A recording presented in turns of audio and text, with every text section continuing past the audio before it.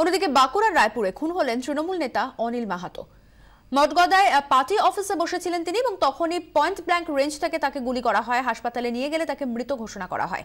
এরপরেই উত্তেজনা ছড়িয়ে পড়ে। কিছুদিন আগেই সংগঠনের গুরুত্বপূর্ণ দায়িত্ব দেওয়া হয় অনিল মাহাতোকে এবং সেই কারণেই তার উপর হামলা বলে অভিযোগ স্থানীয় তৃণমূল নেতৃত্বের। ঘটনার জন্য বিরোধী দলের দিকেই অভিযোগ তুলেছেন স্থানীয় তৃণমূল নেতারা। যদিও এই ঘটনার পেছনে মাওবাদীদের থাকার সম্ভাবনাও উড়িয়ে দিচ্ছেন না তারা। বিষয়টি নিয়ে বাঁকুড়া জেলা নেতৃত্বের কাছে জানতে চেয়েছে তৃণমূল নেতৃত্ব।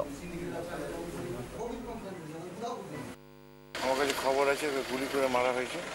8-10 জনের একটা দল ছিল, মোটরসাইকেল করেছে গুলি করে। কারা বা কেন মেরেছে বলে কি? ওকে যেহেতু সংগঠনের পূর্ণ দায়িত্ব দেওয়া হচ্ছিল সেটা দল ঠিক করেছিল। অনিল মাহাতো যদি ফুলফিলে যে দায়িত্ব থাকে তাহলে এখানে ওরা যারা বিশৃঙ্খলা করছে তারা পারত না।